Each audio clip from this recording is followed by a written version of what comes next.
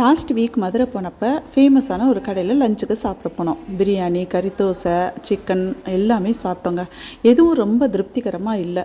என்ன ஃபேமஸான கடையோ தெரியல. அதுக்கு நம்ம வீட்டில் வந்துட்டு இந்த மாதிரி ஃப்ரைட் ரைஸு, சிக்கன் அதுக்கு காம்பினேஷன் மறுநாள் செஞ்சேங்க. செலவு என்னமோ 150 ரூபாய்க்குள்ளே தான். ஆனால் ரொம்ப சூப்பராக திருப்தியாக சாப்பிட்ட மாதிரி இருந்துச்சு. என்ன தான் இருந்தாலும் வீட்டில் நம்ம செஞ்சு திருப்தியாக சாப்பிட்ற மாதிரி வராதுங்க. சும்மா ஒரு 10 ரூபா ஃப்ரைட் ரைஸ் பொடி பாக்கெட்டு தான். எவ்வளோ திருப்தியாக சாப்பிட்டோம் தெரியுமா?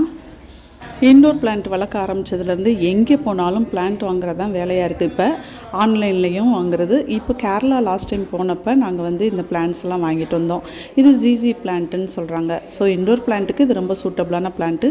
வாங்கிட்டு 1 வீக்கில் பார்த்திங்கன்னா இந்த லாஸ்ட்டாக காட்டுற ஒரு பிளான்ட்லேருந்து அந்த ஒரு கிளை ஒடிஞ்சு விழுந்துருச்சு. ரொம்ப பயந்துட்டேன், நம்ம தான் ஏதாவது வேலை பார்க்கும்போது தட்டி விட்டுட்டோமோ அப்படின்னு. அப்புறம் தான் பார்த்தா அதில் உள்ள அந்த உள்ள தண்டு அழுகிட்டு அது அப்படியே ஒடிஞ்சு விழுந்துச்சு.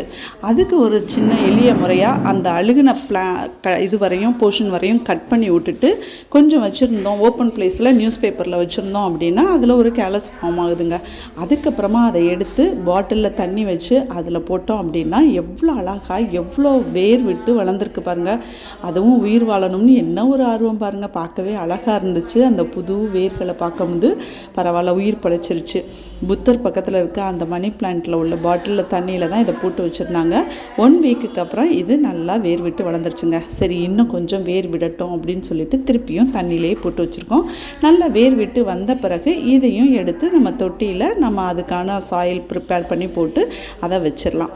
இது எல்லாம் பூக்குமா காய்க்குமா? இல்லைங்க, இலை மட்டும்தாங்க அழகு. சூப்பராக இருக்குல்ல பார்க்க.